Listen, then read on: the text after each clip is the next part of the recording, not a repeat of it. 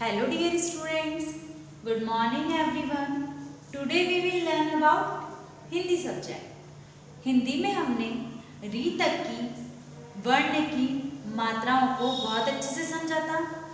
I hope आपको भी बहुत अच्छे से समझ में आया होगा. अब हम ओ की मात्रा सीखेंगे.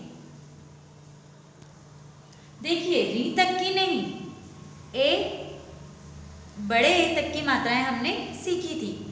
अब हम ओ की मात्रा को सीखेंगे. देखिए ओ की जो मात्रा होती है, देखिए यह है ओ, छोटा ओ, और ये है उसकी मात्रा. आप पहले मात्रा पहचानिए, मात्रा कौन सी होती है. देखिए छोटा ओ ये है और ये है उसकी मात्रा. ठीक है. अब हम छोटा ओ की मात्रा का उच्चारण करना सीखेंगे. तो देखिए छोटा ओ की मात्रा का जब उच्चारण करते हैं तो वो उच्चारण धीमे स्वर में और कम समय के लिए किया जाता है.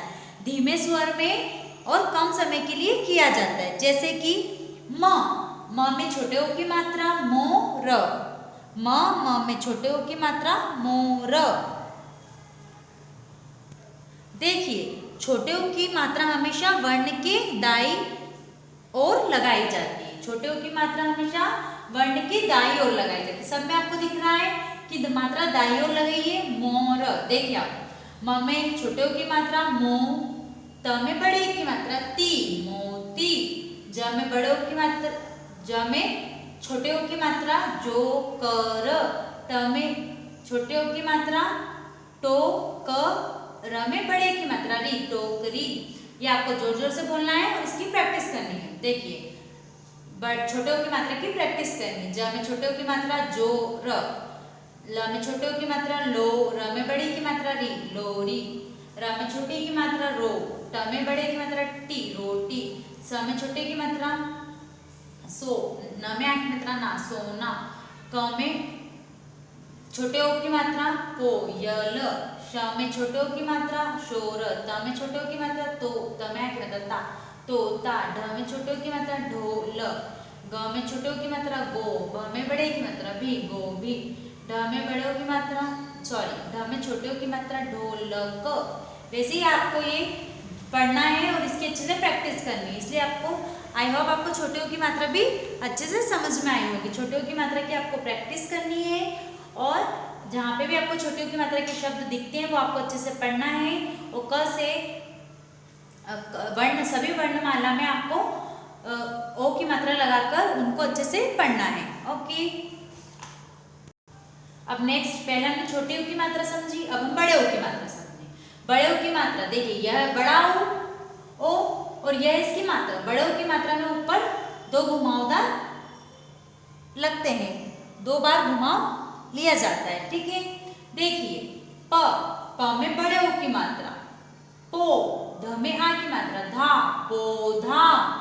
देखिए हम इसका उच्चारण करना सीखेंगे. पहले तो मैंने ये बताया कि कौन सा बड़ा ओ है और कौन सा उसकी मात्रा है. ये बड़ा ओ है और ये इसकी मात्रा है. अब हम इसका उच्चारण करना सीखेंगे. तो उच्चारण करने से पहले हम देखेंगे कि हम बड़े ओ की मात्रा, जब हम बड़े ओ की मात्रा बोली जाती है तो मुंह थोड़ा ज्यादा खुलता है.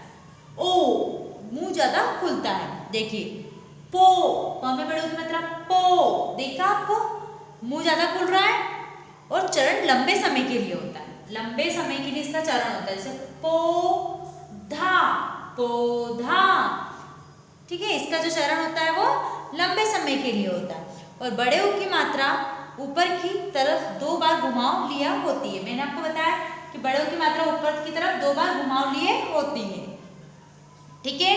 देखिए अब हम इसका उच्चारण करेंगे. प पर बड़े ओ की मात्रा पोधा, पोधा. त में बड़े ओ की मात्रा तो, ल में छोटी की मात्रा ली, य में आ की मात्रा या, तोलिया. वैसे ही आपको ये शब्द दिए हुए हैं, आपको जोर जोर से पढ़ के पढ़ना है. क में बड़े ओ की मात्रा कोन, द में बड़े ओ की मात्रा दौड़, म में बड़े ओ की मात्रा मो, स में छोटी की मात्रा बड़े की मात्रा सी, मोसी. ग में बड़े ओ की मात्रा गो, र में बड़े की मात्रा री, गोरी. च में बड़े ओ की मात्रा चो, दह. म में बड़े ओ की मात्रा मोन, म में बड़े ओ की मात्रा मो, क में आ की मात्रा का, मोका. क में बड़े ओ की मात्रा को, अ में आ की मात्रा कोआ. ग ग में बड़े ओ की मात्रा गो, र व, न में बड़े ओ की मात्रा नो, क, र में बड़ी की मात्रा री, नौकरी। वैसे ही आपको ये शब्द जो है बड़े ओ की मात्रा के, ये आपको अच्छे से बोल के प्रैक्टिस करनी है। क से जितनी भी वर्णमाला है, वर्ण है, उसमें सभी में आपको ओ की मात्रा लगा के और बोल के अच्छे से प्रैक्टिस करनी है। ओके स्टूडेंट्स, तो आपने छोटे ओ की मात्रा और बड़े ओ की मात्रा सीखी है। आई होप आपको ये दोनों मात्रा बहुत अच्छे से समझ में आई होगी। अब हमारी मात्रा है अम की मात्रा। देखिए अब हमारी कौन सी अम की मात्रा है। देखिए ये है इसकी मात्रा। ये मात्रा हमेशा कहाँ लगाई जाती है? वर्ण के ऊपर बिंदी के रूप में लगाई जाती है। अम की मात्रा हमेशा वर्ण के ऊपर बिंदी के रूप में लगाई जाती है। देखिए अम की आवाज हमेशा नाक और मुंह से निकलती है, इसलिए इसे हिंदी में अनुस्वार भी कहा जाता है। इसकी जो ध्वनि है वो कहाँ से निकलती है? नाक और मुंह से निकलती है। जैसे मुंह और नाक दोनों से निकल रही है ठीक है, इसलिए इसे क्या कहा जाता है? अनुस्वार भी कहा जाता है। ठीक है, इसलिए जब किसी भी मात्रा की ध्वनि नाक और मुंह दोनों से निकले तब वह अम की मात्रा का प्रयोग किया जाता है। जब नाक और मुंह से इसकी ध्वनि निकले वहां पे कौन सी मात्रा का उपयोग किया जाता है? अम की मात्रा का उपयोग किया जाता है। ठीक है, तो हम इसका उच्चारण करेंगे। देखिए घ में अम की मात्रा घन, घन। ट में बड़ी की मात्रा टी, घंटी। प में अम की मात्रा पंख, पंख। र में अम की मात्रा रंग, अंगूर। ग में बड़े ओ की मात्रा गूर, अंगूर। झ ड में आके डा, झंडा। जोर जोर से बोलना है आपको इसको। अम की मात्रा अंग, अंग। त तंग, बंदर, बंदर। क कं, कन। ध में आके धा, कंधा। ल में अम की मात्रा लंग। ग में बड़े की मात्रा गूर, लंगूर। श में अम की मात्रा शंख। ख भी लिख दिया तो शंख, जंग, सुंदर। स में छोटे ओ की मात्रा सु, इसके ऊपर क्या लगा है? बिंदी लगी है, तो क्या हो गया? सुंदर, सुंदर। ओके स्टूडेंट, तो इसी तरह आपको अम की मात्रा को अच्छे से पढ़ना है और इसकी प्रैक्टिस करनी है। आपको सभी वर्ण में अम की मात्रा लगा के इसके वर्ड को, शब्द को अच्छे से पढ़ना है और अम की मात्रा की भी प्रैक्टिस करनी है। नेक्स्ट देखिए, नेक्स्ट है चंद्र बिंदु। आपने भी देखा होगा चंद्र बिंदु। यह है चंद्र बिंदु की मात्रा। काय की मात्रा है? चंद्र बिंदु की मात्रा। देखिए चंद्र बिंदु की मात्रा हमेशा वर्ण की ऊपर लाइन होती है, ऊपरी लाइन होती है ना, उसके ऊपर लगाई जाती है। शब्द के ऊपर जो लाइन होती है ना, उसके ऊपर लगाई जाती है। देखिए ऊपर दिख रही है, यहाँ पे भी ऊपर है, यहाँ पे भी ऊपर है, यहाँ पे भी ऊपर है। यह आधे चंदा के आकार की होती है और उसके ऊपर बिंदी लगाई जाती है। देखो आधा चांद दिख रहा है आपको और उसके ऊपर बिंदी लगाई गई है। इसके बाद अब हम चंद्र बिंदु का उच्चारण करना सीखेंगे। तो देखिए जब हम चंद्र बिंदु की मात्रा का उच्चारण करते हैं तो इस तरह से होता है। कैसे होता है? आ, इसको बोलेंगे हम आ। देखिए ब में आ की मात्रा बा, स में छोटी मात्रा सु, र में बड़ी की मात्रा री, बांसुरी। आ का आ रहा है उच्चारण। ठीक है, देखिए जब हम चंद्र बिंदु की मात्रा का उच्चारण करते हैं तब हमारे मुंह व नाक दोनों से ध्वनि आ रही होती है। जैसे कि आ, तो नाक और मुंह दोनों से ध्वनि आ रही है, इसलिए इसे अनुसांसिक कहा जाता है। देखिए जिसमें नाक और मुंह दोनों से ध्वनि आएगी उसे क्या कहते हैं? अनुनासिक कहते हैं। क्या कहते हैं? अनुनासिक। क्या कहते हैं? अनुनासिक।